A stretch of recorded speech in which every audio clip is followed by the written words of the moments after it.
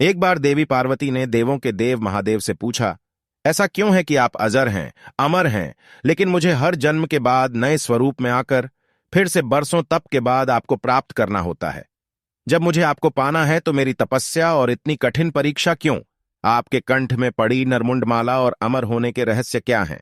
महादेव ने पहले तो देवी पार्वती के उन सवालों का जवाब देना उचित नहीं समझा, लेकिन पत्नीहट के कारण कुछ गूढ़ रहस्य उन्हें बताने पड़े।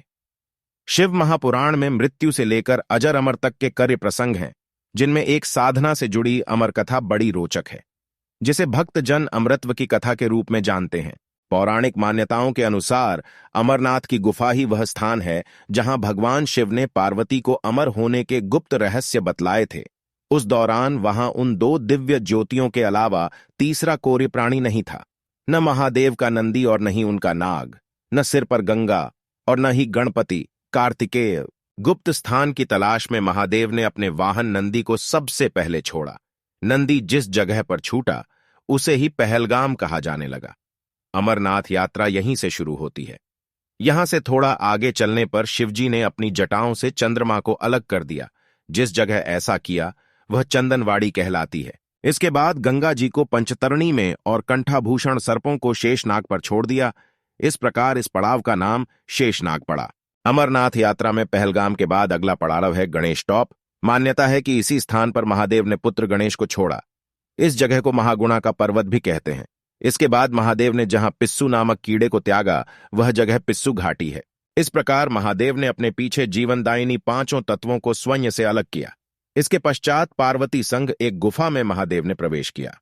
कोरी तीसरा प्राणी यानी कोरी कोई व्यक्ति, पशु या पक्षी गुफा के अंदर घुस कथा को न सुन सके, इसलिए उन्होंने चारों ओर अग्नि प्रज्वलित कर दी। फिर महादेव ने जीवन के गूढ़ रहस्य की कथा शुरू कर दी। कथा सुनते सुनते देवी पार्वती को नींद आ गई। वह सो गईं और महादेव को यह पता नहीं चला। वह सुनाते रहे। यह कथा इस समय दो सफेद कबूतर सुन रहे थे और बीच बीच में गूं गूं की आवाज निकाल रहे थे। महादेव को लगा कि पार्वती मुझे सुन रही हैं और बीच बीच में हुंकार भर रही हैं।